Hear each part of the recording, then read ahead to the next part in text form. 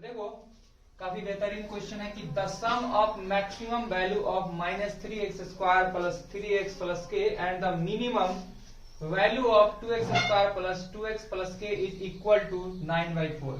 मतलब मैक्सिमम और minimum value का सम जो है वह 9/4 है। और यह देखने में कैसा है, तो यह देखने में एक क्वाड्रेटिक पोलिनोमियल है। क्वाड्रेटिक पोलिनोमियल है क्योंकि इसका डिग्री क्या है, 2 है। क्वाड्रेटिक इक्वेशन नहीं कह सकते क्योंकि यह 0 के इक्वल नहीं है। ठीक है, तो हम लोग इसको देखेंगे और कंपेयर करेंगे कुछ चीजों से। फॉर एग्जाम्पल देखो, ध्यान समझना इस बातों को कि इक्वेशन नंबर जो मेरा फर्स्ट है, सॉरी इक्वेशन कहते हैं, क्वाड्रेटिक पोलिनोमियल जो मेरा है वह क्या है, -3x² प्लस का 3x प्लस के।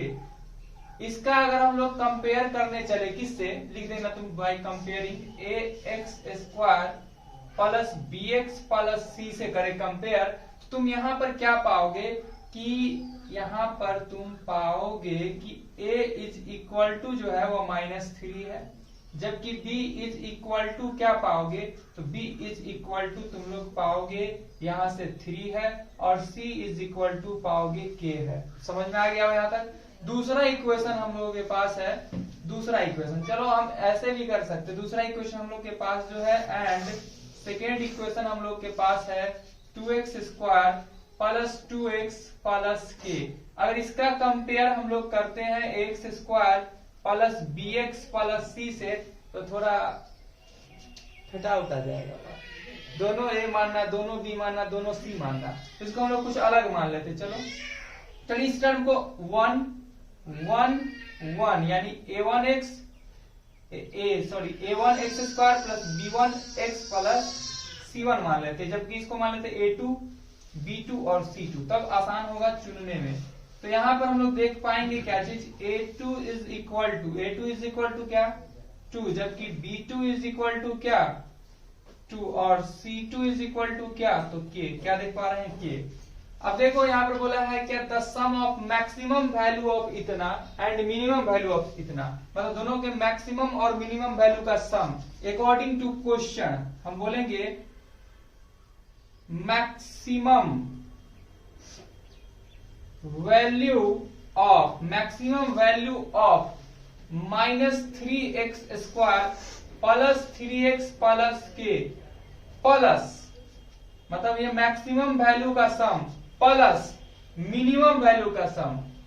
फिर लिखेंगे मिनिमम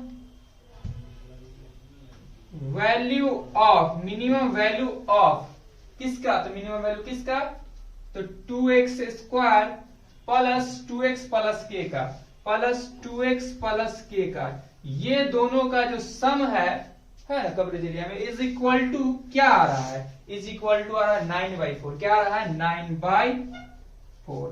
क्लियर है। मैक्सिमम वैल्यू के लिए कंडीशन याद रखना है हम लोग को, फॉर्मूला क्या होता है, c माइनस b² 4a। जबकि हमने फर्स्ट इक्वेशन में हमने इसे क्या माना था, 1 माना था, c1 b1 और a1 ले लिया, प्लस मिनिमम वैल्यू के लिए फॉर्मूला याद रखना है 4ac minus b² 4a whole divided by 4a। तो यहां पर हमने माना था दूसरा इक्वेशन पे 2, तो 2 2 और 2 ले लिए। अब हम लोग क्या करते हैं, इज इक्वल टू क्या है 9/4। अब हम लोग का काम क्या है, वैल्यू को पुट करना है यहाँ। तो c1 के जगह पर क्या रखेंगे हम लोग, k रख दिए, माइनस b², तो b के जगह पर देखो तो b1² है ना, तो b1 के जगह पर क्या है 3 है, तो 3 का स्क्वायर रख दिए, बाई 4a1, तो a1 के जगह पर क्या है -3 है, प्लस 4, तो 4a2 के जगह पर क्या है, तो a2 की जगह पर है 2, तो 2 रख दिए, c2 की जगह पर क्या है k है, तो k रख दिए, माइनस b2 का स्क्वायर, तो b2 की जगह पर है 2, तो 2 का स्क्वायर रख दिए, बाई 4a2, तो a2 की जगह पर हम लोग दिए 2 इज इक्वल टू 9/4।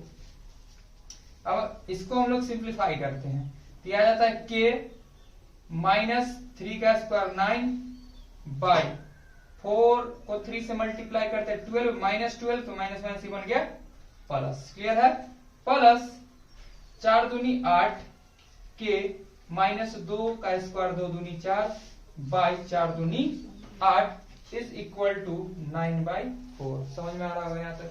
देखो सिंप्लीफाई करते इसको, ये 3 से कट जाएगा, 3 तिहाई 9, 3 चौक 12, आ जाता है k प्लस 3/4 प्लस, देखो यहाँ पर हम लोग देखो ये होल डिवाइड है, यानी लिख सकते हैं हम लोग 8k/8 माइनस 4/8 लिख सकते हैं, इज इक्वल टू 9/4। क्लियर है?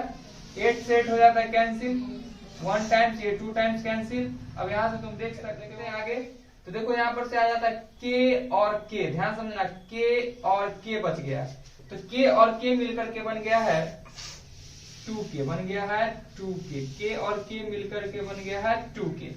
अब देखो यहाँ से हम लोग के पास जो बचा हुआ टर्म है, जो कि कांस्टेंट टर्म है, सारे को कांस्टेंट मतलब हम लोग उस साइड शिफ्ट कराते हैं, इज इक्वल टू 9/4।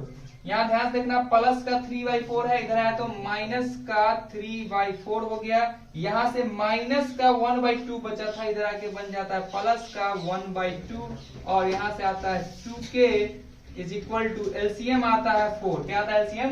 4। 4 के टेबल में 4 1 जा 4 यानी कि 9 एज इट इज, माइनस 4 के टेबल में 4 1 जा 4 यानी 3 एज इट इज रह जाएगा, प्लस 2 के टेबल में 4 कितना टाइम्स आता है?